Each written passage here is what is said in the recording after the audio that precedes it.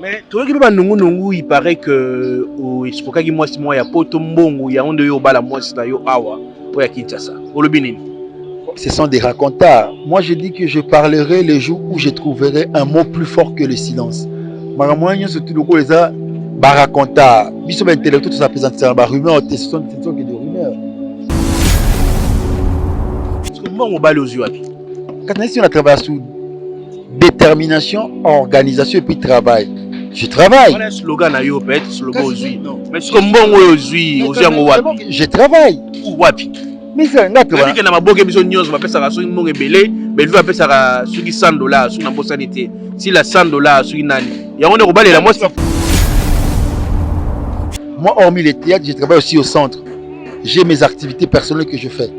Et puis, et surtout, qui est présent que je suis attendant sur ma relation. Comprendre. Donc, ma gamme, tout ça, on va travailler nos relations. Et puis, il faut faire ça. Internet, biloba loba ekoloba sur comment na yé. Actualité na minute où ça, makambo loba ya traiter ba comédien ba hypocrite. Sur ce point là, yoko ça la lecture nini. Il en soit à traiter ba comédien de hypocrite. N'arrête mon avis sur ce qui est vrai. Moi, je ne pas souffrir la vérité. Tu sais, il n'y a pas la naissance d'une nouvelle conscience sans douleur. Bah, tu me suffit d'accepter la vérité. Ça, c'est une vérité. Moi, je ne trouve pas pourquoi il me dérangé. Bah, comprends? Parce que beaucoup se comportent aussi en hypocrite. Beaucoup, c'est de l'hypocrisie. C'est de l'hypocrisie. Beaucoup le font. Moutula Moutouka et moi avons une conscience personnelle. À ça, la peine rétrospection en lui. À moi, c'est l'hypocrisie. Est-ce que le succès est assis la bicelle comme un excès de zèle? C'est le yo. L'argent ne nous change pas. Il amplifie ce que nous sommes. Moutou Moussousou, tant qu'on a un bon côté, alors que c'est comporté de Moussousou. Tant qu'on a un bon côté, on va changer. L'argent va changer. Bon, le vrai comportement. Mais si la lobby, hypocrite, tous les comédiens sont des hypocrites. Il ne faut pas tous se voler face. Et comme il y a le bien, Moutonio surtout à hypocrite. Et il faut déranger, il y a généralisé.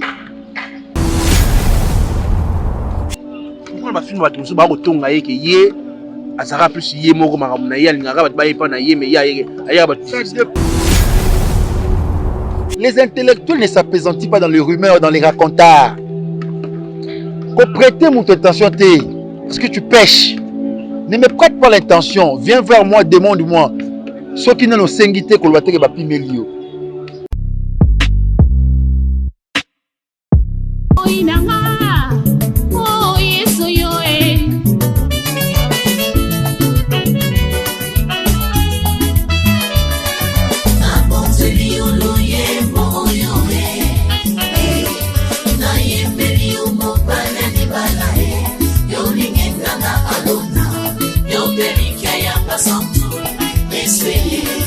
Atamasomunanga ikomi lokolangola tambe na bomboye yondo libisa kanga peyo petola kangai tina nini natikanzela na yo nakolanda seyo kinosuka ya bomboy nanga sunga bomboy nanga yawe tambosanga nanzela ya semo.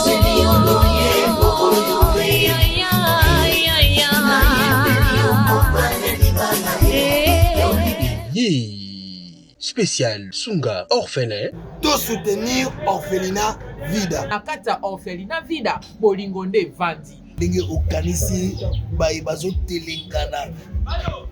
Nzamba pambola yo. Orphelinat Vida nzambe atieli sonae awa. Eloko nyonso za nango.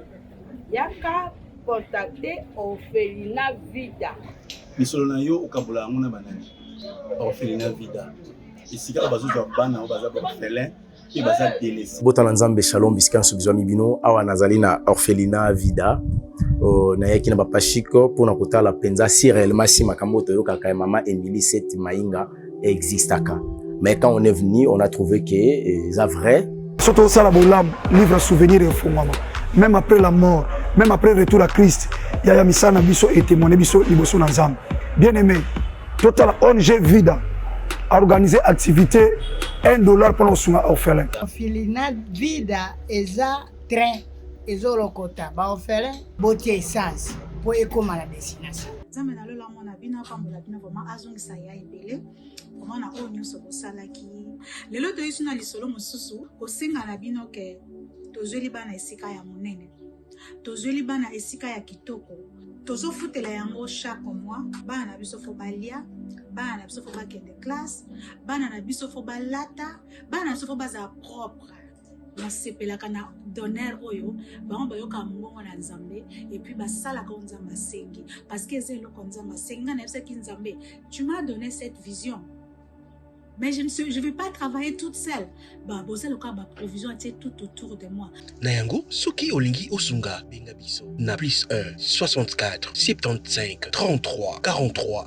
10 topé bengi biso na plus 243 97 666 66 04.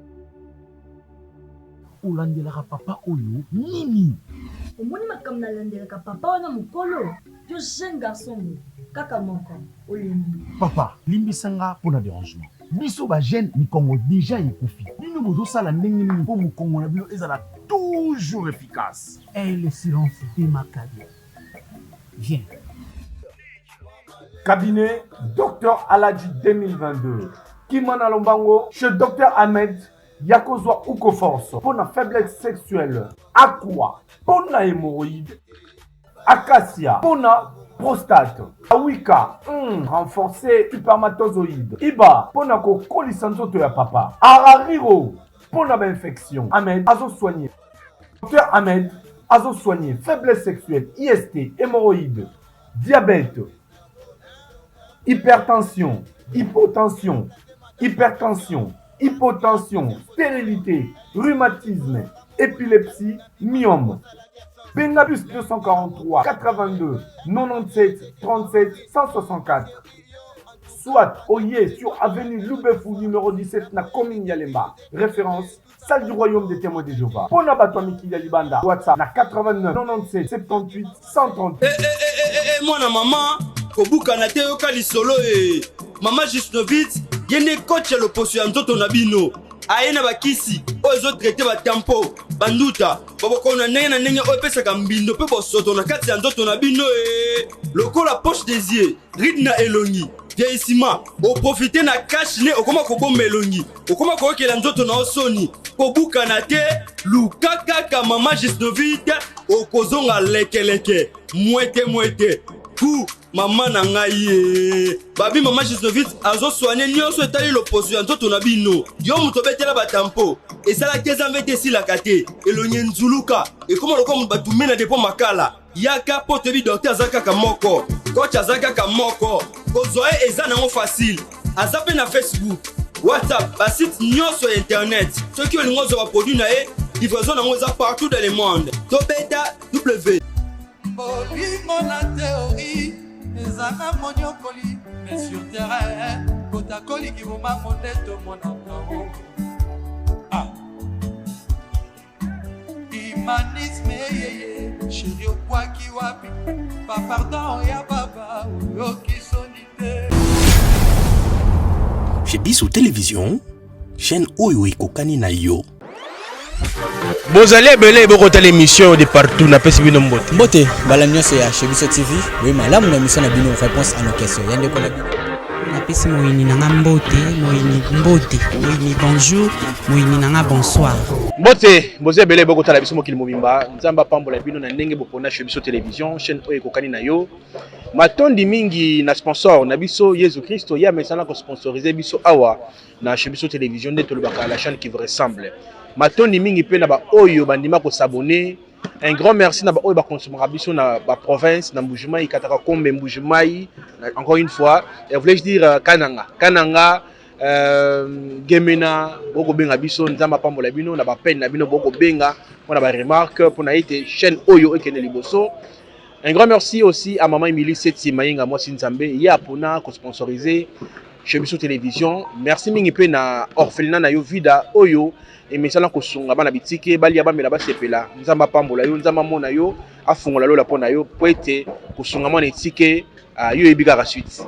Un grand merci aussi à bato balingaka biso te na pesi bino mbote ba balingaka ngate na pesi bino mbote sika bozami baneko ba bolingo lelo to ye pona makambo eleki bandungu nungu après mariage to yoka ba sango ya président Gesho to monaki pe abalaki mwasi kitoko mariage pe lekaki kitoko lokola mariage ya ministre mbongo abalaki azwaki wapi bamisi pe balobi ke président Gesho eskrokaki mbongo to yoki ka basango to yoka pe après libala ayo découvrir makambo somme pas mwana mwasi wa abalaki wana alinga sa divorce toye bango na émission lelo bande ko ba bolingo pasi na motema toyoki pe que président Gesho za ko loba concernant actualité ko loba mana mboka na biso mama Sila Bisalo maya lobaki o traitaki ba comédien ba hypocrite ye ba bien ofana kimia te sengeli à répondre Sila Bisalo abi trop c'est trop bande ko ba bolingo je m'en vais dire bonjour président Gesho.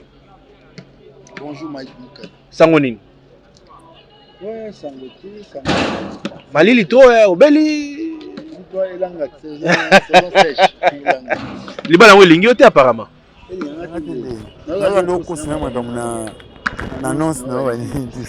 nakosi makambo te okamwene na yebi yango bozalaka bastar makambo nyonso toyoka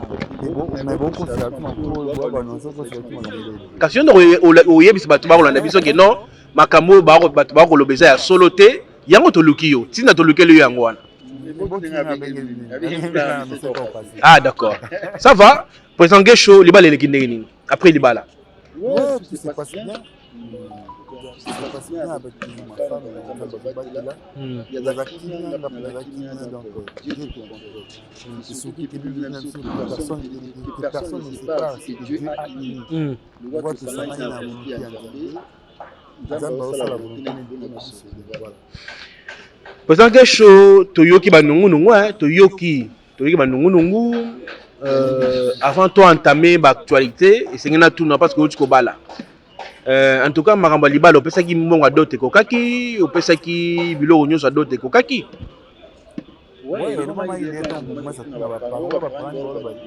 baparents monsieur bata bazwi te baondima kaka mpona soni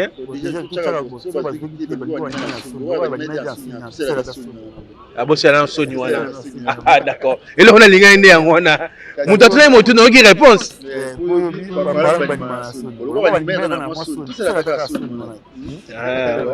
Ok parce que mwasi yango bali mpona yo omoni ke ça va to oyelisaki na mwa lombangu ya ko. Dans la vie, on se marie pour la vie. On ne se marie pas pour divorcer après. Donc, on a mon ami qui est convenir nanga, il y a coquine nanga et puis voilà, tout balani. Il faut regretter. Comment on s'engager pour s'engager pour ça maramba bongo, ndena sali wana ndingo yeko mona wana pour na regretter après, je ne regrette pas. Dans la vie, quand on se marie, vous devez chercher entre l'homme et la femme, vous devez avoir une histoire. Et ma femme et moi, on a une histoire. Il y a un même bisouti na mambo libala. Et là, on est marqué par moi, Sinayo, et puis ça y est poussé à balayer comme madame, ton épouse, pour la vie. Et là, on est. Elle a cru en moi. À coup d'un des stars. À coup d'un appel Makam Susu. Mais elle a cru en moi. Et puis voilà, on est arrivé là où on est arrivé. Mais battre Rabiso, bah, comédien, tous à l'ambongoté. Moussa Nabiso fout à rater. Tout le monde, bah, dépense au salaire qui wana, celui de petit calcul, c'est dans les 10 000, 12 000 $. Pour ça, il y a un bon et belé bongo, il y a un mariage. Ou louer que ça la oignon sur ça la qui wana mbongo zo ki wapi. Moi je travaille sur la dot, détermination, organisation et puis le travail. Il y a aussi même dans makambo wana. Dot, détermination, organisation et puis travail. DOT. Mais toi qui ba nungu il paraît que au iskoka ki mwasi mwa ya poto mbongo ya onde yo bala mwasi na yo awa o ya Kinshasa. Olobinini. Ce sont des racontards. Moi, je dis que je parlerai les jours où je trouverai un mot plus fort que le silence. Maramouagnon, surtout le coup, les racontards. Biso intellectuel, ça présente ça. Rumeur, ce sont que des rumeurs. C'est moi qui ai un mois si tu yebi c'est qu'il est ma cam. Oui, mais biso tina libala et qui te s'organiser pour tout ça maramouagnon. Et pourquoi tu as l'analyse maramouagnon surtout. Tu veux que ça maramouagnon surtout crédité. Pour parler de tout ça, il faut te trouver maloba ou et qui silence dans ma cassi. Ndeko permettre biso to lobela marambo pour te puisse en créditer. Parce que moi on bale aux yeux. Quand on a travaillé sous détermination, organisation et puis travail. Je travaille. On a un slogan à yo, peut-être slogan aujourd'hui. Mais c'est comme bon aujourd'hui, je travaille. Ou wapi. Mais ça, n'a pas. Que na maboke biso news va pesa ka so mo rebelé, mais va pesa ka sur $100 sur na bosanité. Si la $100 sur nani. Ya on est robalela moi même si ba futa ko $10. Ceux qui sont organisés pendant ba nemoro boy. Yo au bani ko épargner. Moi hormis les théâtres, je travaille aussi au centre. J'ai mes activités personnelles que je fais. Donc je peux m'organiser dans quelques années. C'est question d'être organisé. Et puis, et surtout, qui est présent, que je suis attendant sur ma relation. Comprendre? Donc, ma gamme, tout ça, on va travailler nos relations. Et puis, donc, moi, je travaille sur la dot. La détermination, l'organisation et puis le travail. DOT, dot. Est-ce que président Guécho, au Tonda Kibasi, parce que vous avez star, vous avez une chaîne, vous avez beau, vous avez un succès, est-ce que il y a une décision au bala? Moi, il y a des comédiens qui ont prêté. Attends, je vais communiquer avec les prêté. Yo, et l'on est commission qui ont dit que comme prêt, parce que je m'étais dit, j'ai pris une décision et na croire na yé, à croire nanga. On s'est dit, puis moi je suis trop spirituel. Moi pour faire. Pardon? Moi je suis trop spirituel. Vous avez quelque chose me la paix? Ben oui. Ouais. Mais ça me l'a bimat. Pour quand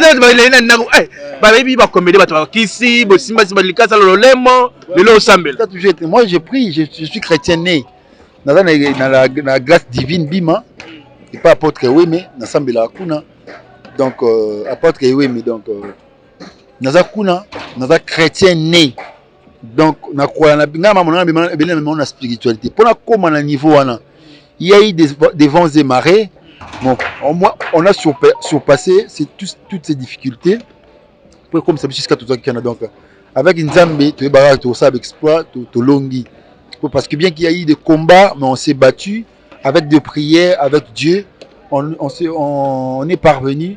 Il y a au komati na esika auto combien nzambe ka na contrôle na biso donc na ba bago zo na suspect na ba maseke ba nini ba pierre vert donc o ba nzambe o le na nzambe ko kamwa na chrétien né na baga boy ouais baga maseke mais bon donc pour ba ni maseke ouais c'est normal voilà toujours donc nzambe ka na ebi na mela biso Mike omoni ben to ça présente une impression té hein au moins to ko la kala ni on a la famille na biso mutu moi trop salité ba qualifier ndoki oh bandoki biso ba lia batu au moins na ba famille eza bizarre au moins ah mutu akufi akoko mo ba misuki ya pembe za mo salité ndoki ba obete ba o chepe pesa batumbi ba chepe pneu batumbi mais soki jomo boye soit disant na ba science allié mutu ouais comme muno comme ça ah kasi mutabomi tu ah oh mutu ba mune mo propre bogara ina ba carte tout là au moins ba traiter na ba kindoki ne yet tu vois un peu donc ton niveau j'ai ba tout na ba apparence tout même ce qu'on a apparence mais nous devons être Bible écoute le dit en réalité dans l'homme c'est l'esprit. Donc la chair est faible mais l'esprit est disposé. Moi j'essaie de disposer mon esprit à ma prière. Il y en a cinq nzambe après ça environnement mon spirituel. Na yé baka ko banga kombo na yé. Na yé azala recours na ngai. C'est la meilleure des choses na se penchera na opena.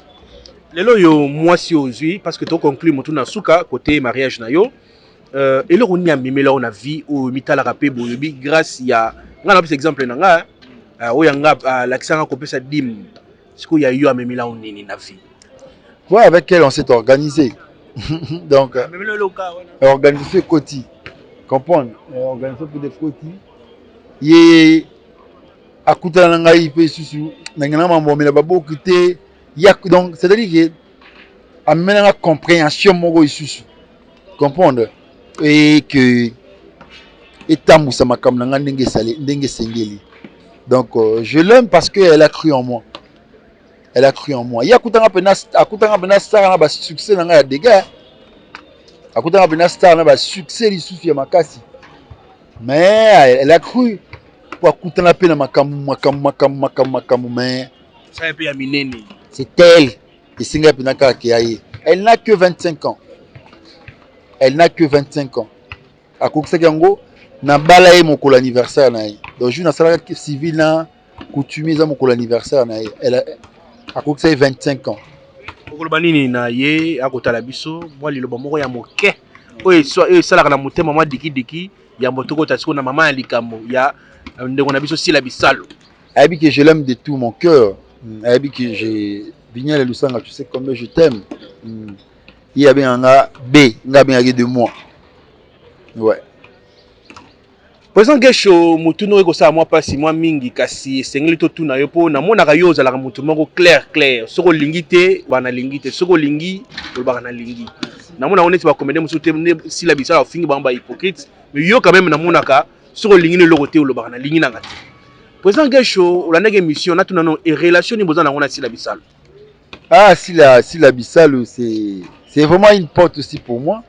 Auto sur la rebelle ngana pe les lotés depuis CD depuis pas venir na biso Alpha Bokole tout ça ni ma belé tant de côté na mon internet s'il a vraiment battement je vais moi pas si mais moi je l'apprendais aussi facilement quoi donc ngaku tu na pesi de Jean-Paul Lushima motena na la Maria Chimonga la patronne na pesi Georgine Lushima mbote tant que Bokessini d'aller Salemi, n'a pas dirigé ma film belé à Bokessini. C'est là où que j'ai pris dans nos opérations Sila, Bellevue, na Pechanga. On a tourné en Bokessini grâce à président Gesho. Donc voilà, donc Sila, tout ne musica, depuis ça là qui ba cointance monsieur côté na bandero Jean-Paul, ba Kiro, donc c'est vraiment une famille, donc Sila. Toi ba relation bien quoi.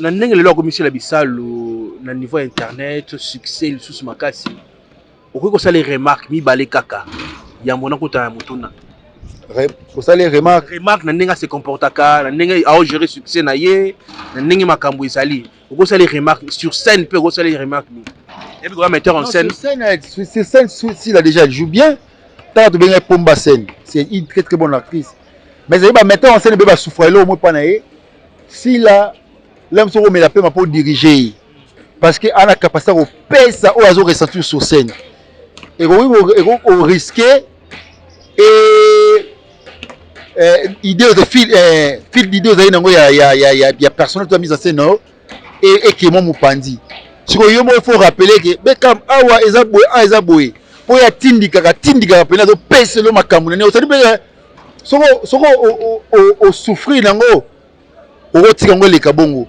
parce que mon blague a otinga makambo o esengeli non ki abimili bana personnage ma bakisi makambo na oyo pesa ki mais là monsieur sengete un personnage wana dans on a son dirigé na c'est Beckham ah ouais ah pena au monde bien c'est bon déjà mais oh monsieur te voilà Aza c'est une très très bonne interprète sur scène elle joue très bien elle a aussi son problème elle est trop réservée s'il a Aza trop réservée quoi elle donc bon.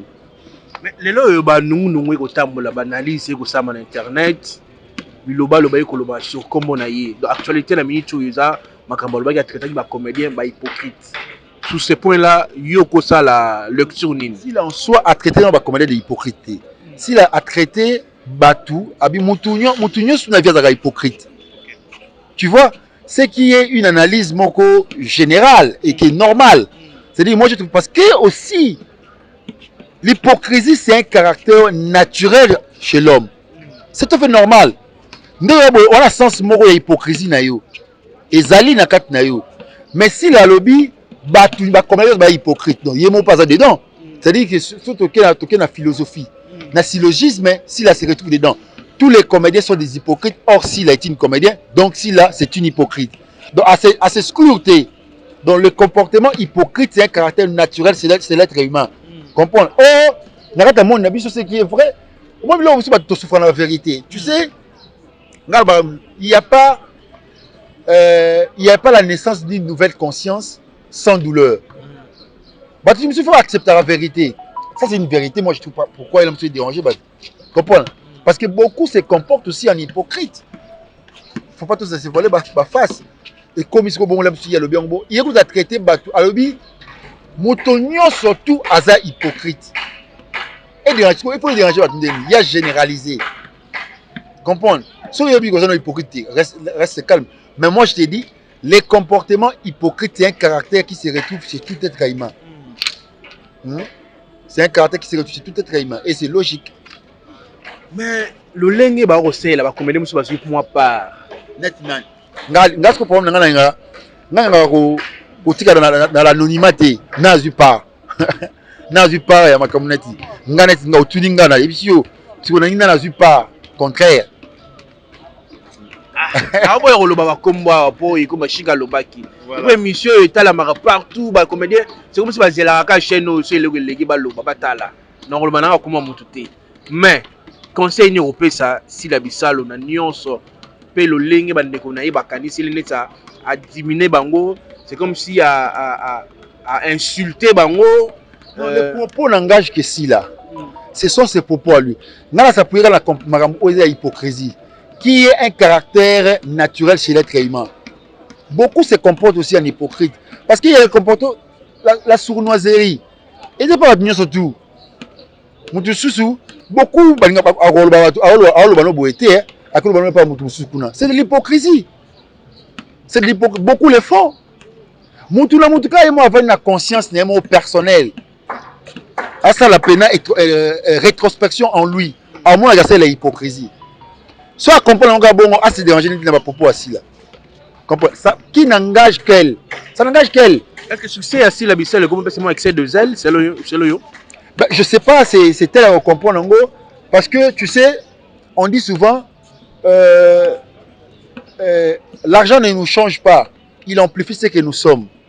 Mutu mususu, tango ana mbongo te, alors que c'est comporté de mususu. Tango a commis na mbongo, a commis se comporter tout ça, mbongo est changé, te, l'argent mbongo est changé te. Mbongo est bimisinde le vrai comportement na yi. OK. Comprends, on dit ah il y a comme il vantard là comme on a là te. A comme il vantard te.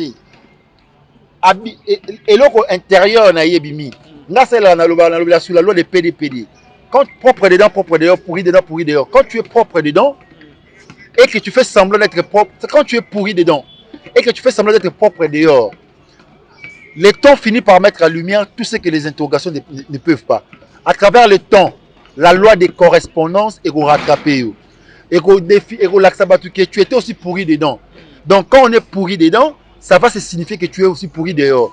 Quand tu es propre dedans, ça va se signifier après que tu es propre dehors. Donc c'est à travers le temps que les gens vont découvrir ça. Pourri, la loi des PDPD. Propre dedans, propre dehors. Pourri dedans, pourri dehors. Oui, lui m'a mobile, hein.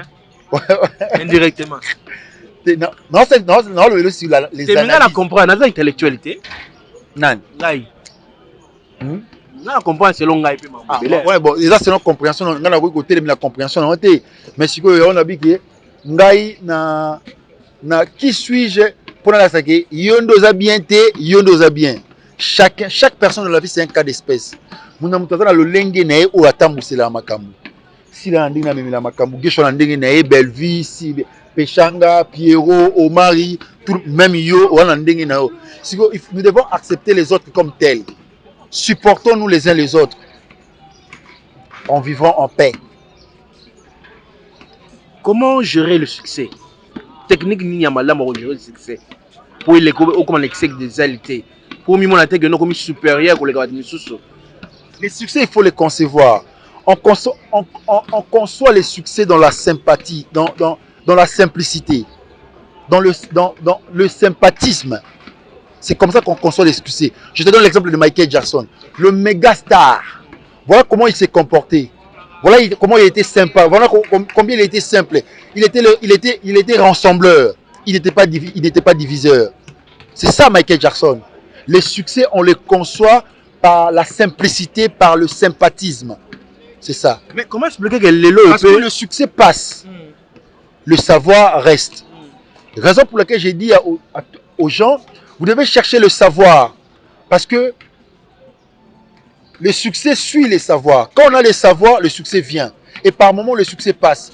Les savoirs restent. Les savoirs va t'aider à rester dans le règne. Au cas où on a règne, tu n'as plus du succès. Après, par exemple, succès règne.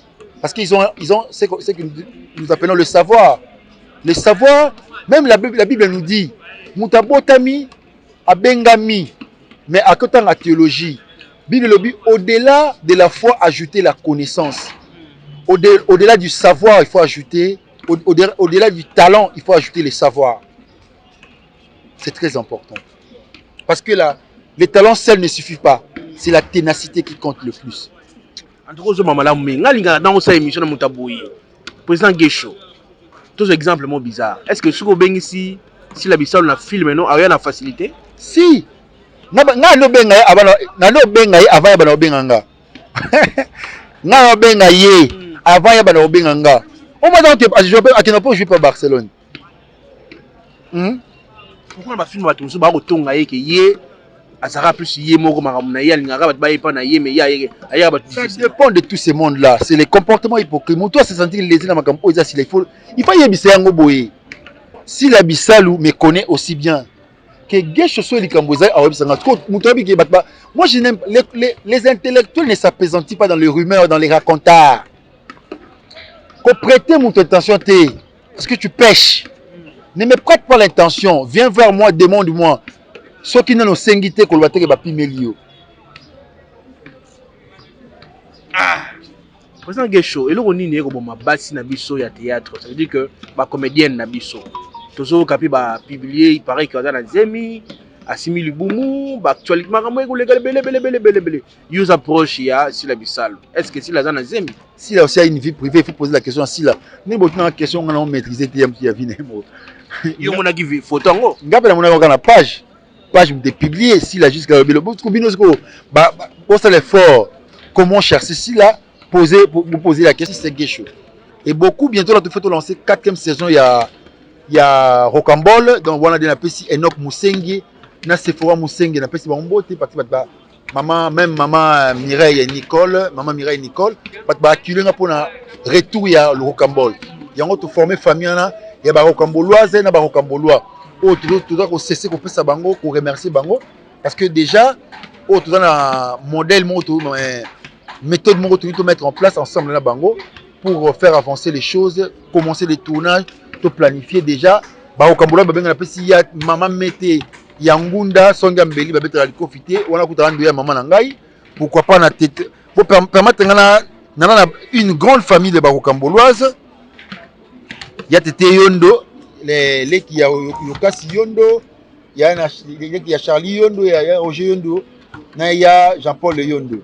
Na pesi mbote belé na Ozali, Juliana Thomas, petit mais costaud aux États-Unis, Berlich Bonga triple B, na pesi Candol, na pesi Kati Kondelo na France, pourquoi pas na Clémence Yope na pesi mbote na kuna na kata France, Cynthia Kashima la baronne Yazana Lubumbashi, on a Rocamboloise, Frida Faïda, na pesi mbote, Frida Faïda, Juliana Thomas, donc Landrine Kiangana, na pesi mbote, Mageya Mamou National, na pesi mbote Yazana Kinshasa, Merveille na kata France, mais Yamete Yangunda, Songambeli, Patience Mokango na pesi mbote, pourquoi pas na Patricia Mukelenge na pesi mbote, Ruth Maswaku na pesi mbote, on est appelé la grande famille ya ba Rocamboloise nyonso tout au bazar partout dans le monde ba on balobi donc bandimi ko kota na idéologie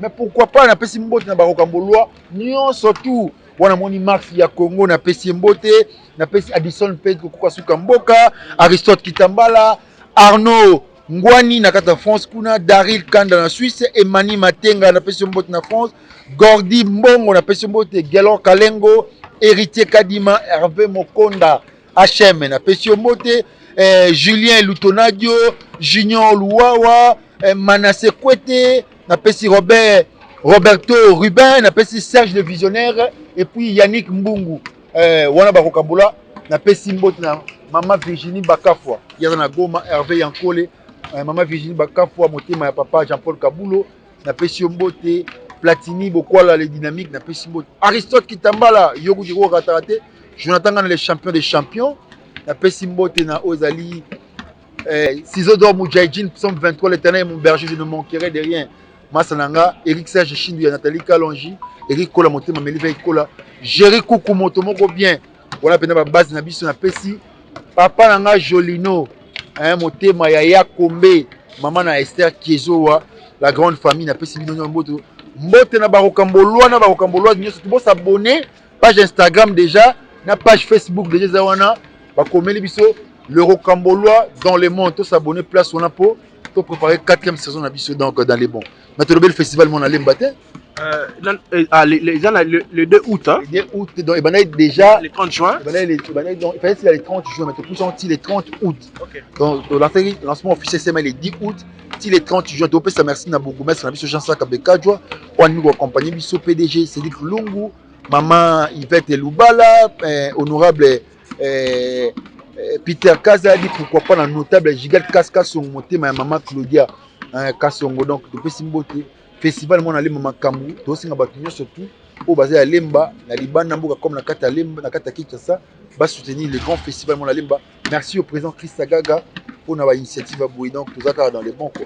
Merci président Gesho na bandi to komi na suka numéro de téléphone ezali boni ba contacter biso na plus 243 994 088 661 wana pona bato sto ito intégrer na kata ba balingi ba compte ba osanga na biso na groupe WhatsApp ya ba rocamboloise na ba rocambolois. Voilà.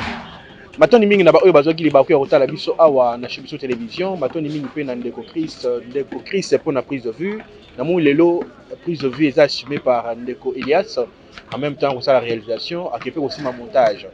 Je me suis na bosanyote matoni mingi na Yesu Christo parce que un des sponsors na biso awa na Chebiso télévision de tolbaka chaîne e kokani na yo matoni mingi pe na ba oyo nyonso bazwi libaku ya kotala biso soki tolobi mabe bolimbisa kasi ezali bo musala na biso totuni mituna tozaki so pe ya noli na ye matoni mingi pe na mame Mili seti mainga mwasi nzambe ye azwa mosolo apesa mpona bana balia bambela basepela nzamba pambola yo. Un grand merci aussi à ma famille Moukadi, je pense aussi à famille Mamba, famille Moussoui, je pense aussi à mes enfants aussi, hein, famille Kabongo, papa Christian Tshisekedi na pesho mbote tika aux amis, Patrick Mouta na pesho mbote. Un grand merci na ba oyo nyonso ba consommer biso ba ndeko ba bolingo. Moyen de soutenir biso ezali tant que mboko mona sport c'est koleka, boka raté bo consommer ngo yango contribution na bino na Chebiso télévision. Na pesi Lidi Moukadi mbote tika aux amis. Sur Jésus Christ azongi te tokutana pour na émission sika. Bye bye. Oui, je confirme des boutiques etikala moko na République démocratique du Congo. Miss Lo boutique a memeli biso poto na Kinshasa. Ah, merci mingi na maman Laura na ndenge o memeli biso poto na Kinshasa. Bonjour madame. Bonjour. Ah, les amis, Miss Lo boutique, tout est à l'arrivage de la France et États-Unis. Nous avons un prix de Kiko. Kiko. Nunca la biloko so tozomba ya toki nte boye. Ah, toki nte. Ah, les amis Paris, États-Unis. Les amis mélange te. D'accord, la même différence tango parce que le rangezo par coli boche fois de tenir sur oche va peu moucher non style boye. Pas abusé pour de ça par 48 heures. En tout cas, ma qualité na moni hein. Mwana mama kobuka na te. Soko lingi olata kitoko pe bayeba yo yaka mbangu na Miss Lo boutique. Nengo okokuta basapatu bilamba ya basi maquillage mafuta ba parfum pe biloko mususu te poto kiti na Kinshasa po mona biso ezali pas cité tozwami bongo na avenue Victoire numéro 5 commune de Kasavubu topo bengi biso na téléphone na plus 243 85 64 11 889 0033 78 33 03 749 spécial Sunga orphelin. De soutenir orphelinat Vida. Nakata orphelinat Vida. Bolingonde Vandi. Lingi okanisi bayi bazo telengana. Nzamba pambola yo. Orphelinat Vida. Nzamba atieli sonae awa. Eloko nyonso za nango. Yaka contacter orphelinat Vida. Misolo na yo okabula ngona banani. Orphelinat Vida. Esika bazo za bana baza orphelin. Botana nzambe shalom biskanso bizwa mibino awa nazali na orphelinat Vida na yaki na papa Chico pour na kotala penza si réellement si makambo toyoka ka mama Emily Seti Mainga existaka mais quand on est venu on a trouvé que ça vrai surtout ça la bolam livre souvenir et fondement même après la mort, même après le retour à Christ, il y a misana biso et témoigné biso liboso na nzambe. Bien aimé, total ONG Vida a organisé activité $1 pour nos orphelins. Orphelinat Vida eza train ezolokota ba orphelin botie essence pour ekoma la destination. Nzambe na lola mona bino pambola bino vraiment azongisa ya ebele vraiment na oyo nyonso bosalaki lelo toyisi na lisolo mosusu kosenga na bino ke tozweli bana esika ya monene tozweli bana esika ya kitoko tozofutela yango chaque mois bana na biso fo balia bana na biso fo bakende classe bana na biso fo balata bana na biso fo baza propre nasepelaka na donner oyo bango bayoka mbongo na nzambe et puis basalaka nzambe asengi parce que c'est eloko nzambe asengi nga na yebisaki nzambe tu m'as donné cette vision mais je vais pas travailler toute seule bozaloka baprovision atie tout autour de moi na yango soki olingi osunga benga biso na plus 1 64 75 33 43 10 topé bengi biso na plus 243 97 666 66 04